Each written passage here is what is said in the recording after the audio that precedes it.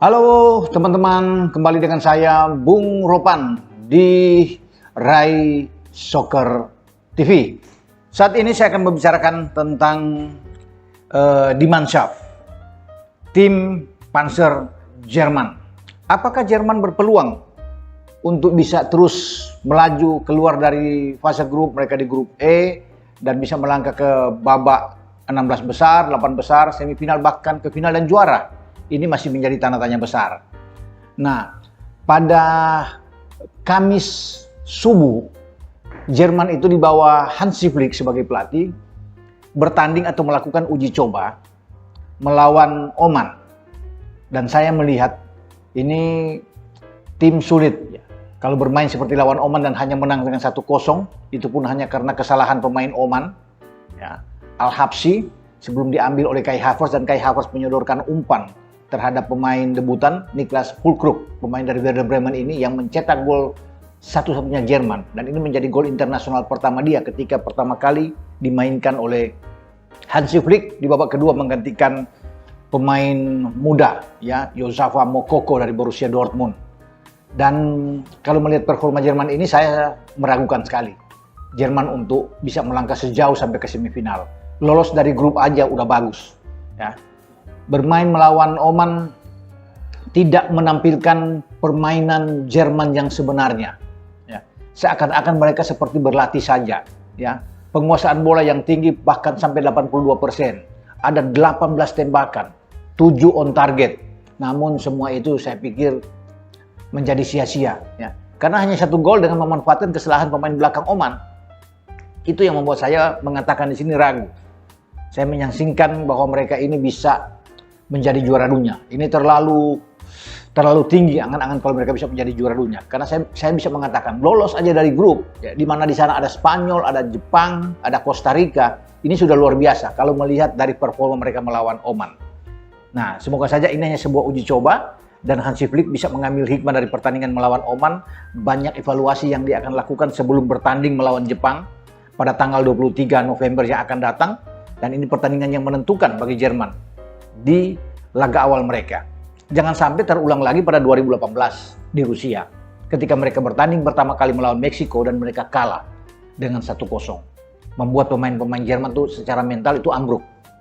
Walaupun ada mereka menang dengan susah payah melawan Swedia dalam pertandingan kedua, yang lewat tembakan Toni Kroos saat itu, tapi kemudian mereka dipermalukan oleh Shin Tae-yong yang saat itu menangani tim Korea Selatan dengan Son Heung-min-nya, dan Jerman takluk 2-0. Nah, ini jangan sampai terulang lagi. Terjadi di Qatar, ya. Itu saya bilang tadi, kalau kalah melawan Jepang berat. Pertandingan kedua Jerman itu menghadapi Spanyol. Spanyol pernah mengebuk mereka dengan 5 gol. Jadi ini hati-hati sekali buat Jerman, terutama lini belakang Jerman. Sangat rapuh kalau saya lihat kemarin melawan Oman. Oman ada 2-3 peluang yang bisa menghasilkan gol. Kalau mereka bisa mencetak gol, sayang aja Oman agak geblek bermain melawan Jerman kemarin. Kalau mereka bisa finishingnya bagus, Jerman kalah. Nah, pembenahan ini yang ada di belakang yang harus dilakukan secepatnya, mumpung masih ada 4-5 hari ke depan bagi Hansi Flick. Ya kan, di belakang kita tahu ada Thilo Kehrer. Memang Antonio Rudiger tidak bermain, ya. Tapi ada Kehrer di belakang, ada Ginter, ya, ada Klosterman, bahkan dimainkan ada David Raum di sana. Kemudian mereka itu keluar, ya, hanya Kehrer yang bertahan. Nah, dengan Nico Schlotterbeck masuk, ini ada sedikit bagus. Gunter juga ikut bermain. Ini agak sedikit oke, tapi pergantian juga dengan Arme Bela Kocap juga masuk, pemain muda ini. Terlalu gampang di lini belakang itu Jerman ditembus oleh pemain-pemain Oman. Nah, ini berbahaya melawan Jepang, apalagi melawan Spanyol yang memiliki kualitas pemain luar biasa. Anak-anak muda yang bertalenta seperti Gavi, Pedri, ya. Ini yang membahayakan, saya pikir. Ini bisa ditekuk-tekuk sama Spanyol. Kalau melihat lini belakang Jerman yang begitu kurang bagus, ya. Ya, mudah-mudahan dalam pertandingan nanti Rudiger bisa bermain sehingga menjadi aman. Ada Niklas Süle juga yang kemarin tidak dimainkan, dan ini akan menjadi kekuatan bagi Jerman. Ada perubahan-perubahan tentunya di jantung pertahanan. Dan saya sangat menyayangkan bahwa Hansi Flick ini tidak membawa Pascal Gross. Ini gelandang bagus, bisa bermain di belakang, gelandang bertahan, gelandang serang, bisa bermain juga di sayap. Pemain yang serba bisa, yang ada di Brighton and Hove Albion. Dia sedang bagus-bagus, sedang moncer bermain dengan Brighton, ya. di Liga Premier Inggris, sudah mencetak 5 gol dan 2 assist. Tapi sayang sekali, tidak disertakan oleh Hansi Flick.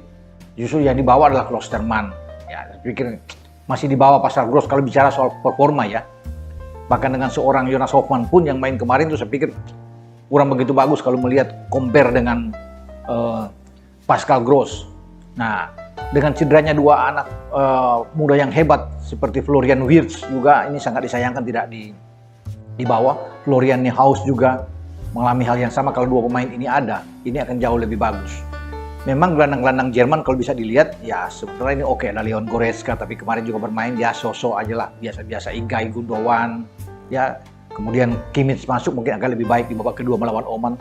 Memang kalau lihat dari nama-nama ini oke lah ya, saya bilang dengan Kimmich masih ada Julian Brandt yang ada di sana, jadi masih kuat lah komposisi di lini tengah. Tapi di depan juga agak keropos saya pikir. Walaupun Füllkrug bisa membuat gol kemarin, itu gol dari Füllkrug yang pertama, tapi masih susah. Kehilangan Timo Werner juga agak bermasalah, sehingga ini membuat kerja keras bagi Hansi Flick, terutama bagaimana apakah dia bermain dengan false nine nanti di Qatar, karena ada Kai Havertz juga tidak tampil oke kemarin. Semoga performa dia naik nantinya pada pertandingan yang sebenarnya di grup E yang menghadapi Jepang dan pertandingan pembukaan sebelum ketemu Spanyol dan Costa Rica.